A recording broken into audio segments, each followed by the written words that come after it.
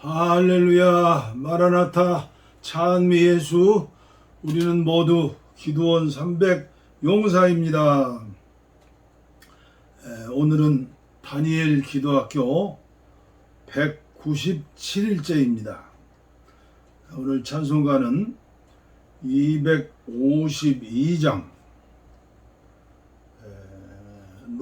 통일찬송 184장, 나의 죄를 씻기는 예수의 피밖에 없네. 오직 예수, 오직 예수님의 피. 나의 죄를 씻기는 예수의 피밖에 없네. 다시 정케하기도 예수의 피밖에 없네. 예수의 흘린 피 나리게 하오니 귀하고 귀하다. 예수의 피밖에 없네. 나를 정케 하기는 예수의 피밖에 없네. 사죄하는 증거도 예수의 피밖에 없네. 예수의 흘린 피 나리게 하오니 귀하고 귀하다. 예수의 피밖에 없네. 나의 죄 속하기는 예수의 피밖에 없네. 나의 공로 없으니 예수의 피밖에 없네. 예수의 흘린 피 나리게 하오니 귀하고 귀하다. 예수의 피밖에 없네. 평안함과 소망은 예수의 피밖에 없네. 아멘. 나의 의는 이것뿐 예수의 피밖에 없네. 예수의 흘린 피 나리게 하오니 귀하고 귀하다. 예수의 피밖에 없네. 영원토록 내 할 말 예수의 피밖에 없네. 나의 찬미 제목은 예수의 피밖에 없네. 예수의 흘린 피 나리게 하오니 귀하고 귀하다. 예수의 피밖에 없네. 영원토록 내 할 말 예수의 피밖에 없네. 나의 찬미 제목은 예수의 피밖에 없네. 예수의 흘린 피 나리게 하오니 귀하고 귀하다. 예수의 피밖에 없네. 아멘.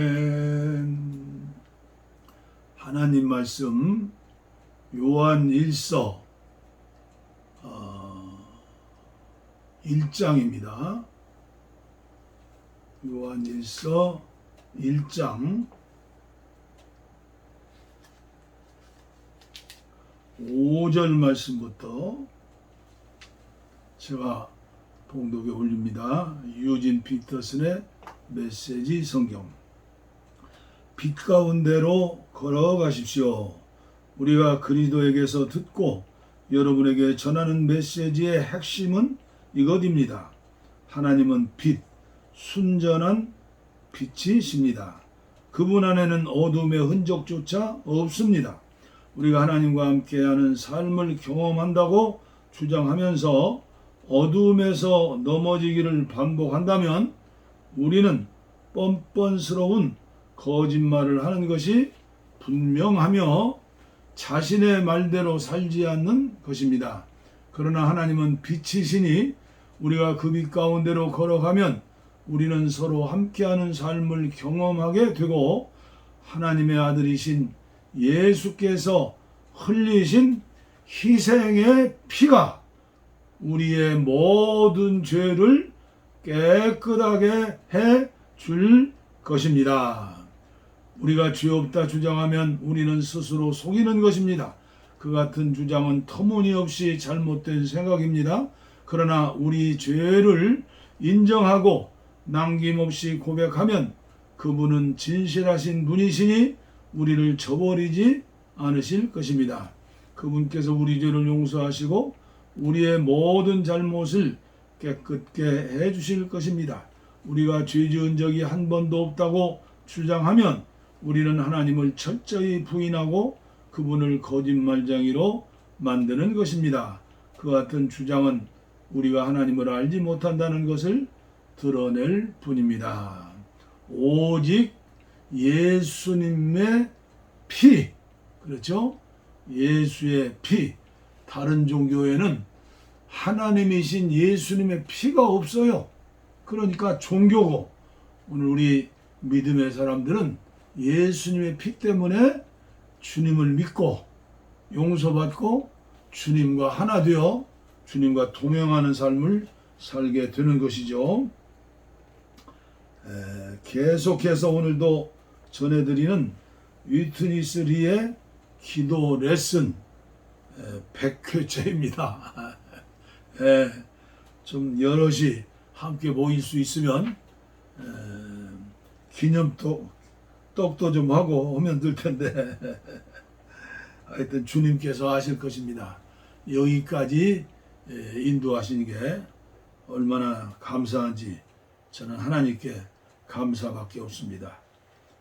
다니엘 기도학교 197일째 우리보다 훨씬 앞서가는 위트니스 리의 기도 레슨 100회째. 오늘은 생명과 빛, 비춤과 기도에 대해서 세 번째 말씀입니다. 첫 번째는 구약 예표의 의미, 두 번째는 생명의 빛, 비춤. 오늘은 생명의 빛에 하는 일이 뭐냐, 부정적인 것을 처리하는 방법에 대해서 오늘은 말씀을 전해드리도록 하겠습니다. 가장 정결하게 된 사람은 분명 가장 효과적으로 기도할 수 있는 사람입니다.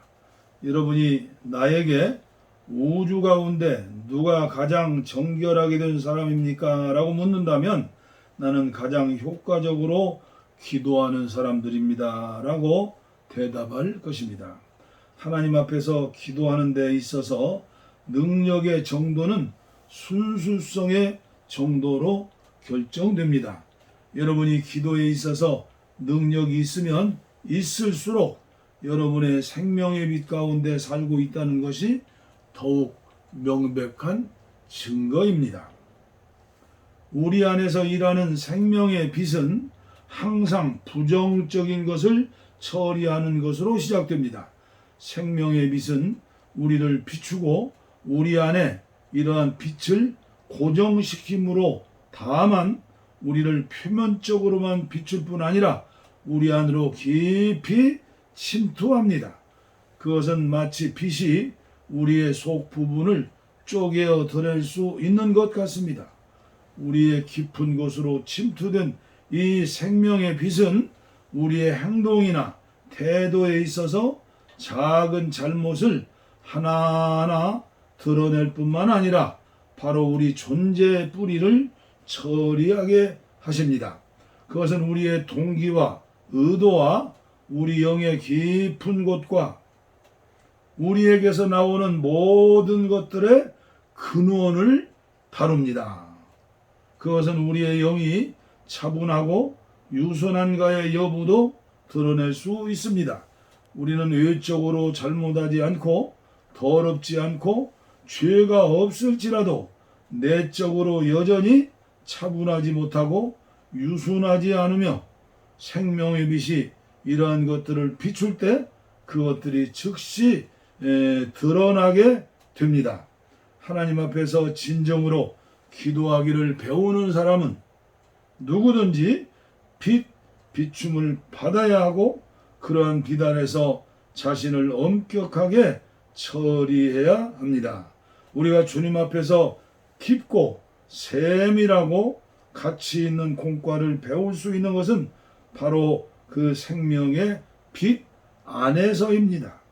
이 침투하는 빛은 우리를 비추어 온 우주 가운데에서 자신을 감출 곳이 아무것도 없음을 느낄 정도에 이르게 함을 우리는 체험적으로 경험하게 됩니다.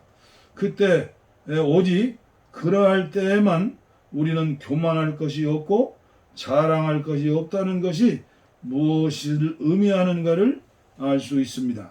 오직 그때 우리는 유일한 피난처가 그분의 보배로운 피라는 사실을 소중히 여기게 됩니다. 우리의 의도와 동기와 목적과 안에 영과 내적인 근원이 모두 빛에 의해 드러날 것입니다. 빛이 비칠 때 다만 사람의 말로는 기술할 수 없는 많은 느낌들과 체험들이 있습니다. 그러므로 형제 자매들이여, 기도란 여러분이 얼마나 응답받았는가 혹은 여러분에게 얼마나 많은 믿음이 있는가의 문제가 아니라 그보다 기도란 여러분이 얼마나 생명의 비춤 안에 살고 있느냐의 문제입니다. 많은 사람들이 평생에 5만 번의 기도 응답을 받았던 영국의 브리스톨의 선교사 조지 물러를 칭찬하며 그리고 그의 기도를 배우려고 그러죠. 그는 고아원을 설립했고 자신의 생애 동안 5만 번의 기도 응답을 받았습니다. 많은 사람들이 그를 믿음의 사람으로 칭찬합니다. 그러나 내가 조지 물러의 일기를 읽었을 때 그의 믿음보다는 그가 전적으로 하나님의 비춤 안에 살았다는 사실에 감명을 받았습니다. 나의 첫인상은 그에게 큰 믿음이 있기보다는 그가 하나님 앞에 갈 때마다 하나님의 면밀한 살피심을 받은 한 사람이었다는 사실을 알게 됩니다. 하나님께서 그를 살피시고 비추실 때 그는 비추는 빛 안에서 어떤 기도를 했습니다. 그 결과 그가 믿음을 갖기가 아주 쉬웠고 또한 그의 기도가 하나님의 응답을 받기는 아주 쉬웠습니다. 그러므로 기도에 있어서 믿음이 가장 중요한 문제는 아닙니다. 첫째로 배워야 할 것은 생명의 비춤이 일하게 하는 것입니다. 여러분은 여러분의 존재 속에 감추인 것이 하나도 없을 정도로 여러분이 드러나도록 허락해야 합니다. 여러분 자신도 숨을 곳이 없어야 합니다. 그 이유는 빛 가운데에서 여러분의 전 존재가 문제라는 것을 발견했기 때문입니다. 여러분의 내적 상태가 바르지 않기 때문에 여러분이 하나님 앞에서 향을 피울 길이 없는 것입니다.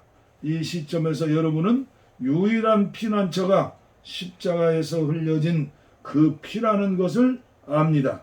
실질적으로 여러분의 피의 소중함을 체험하는 것은 바로 여기에서입니다.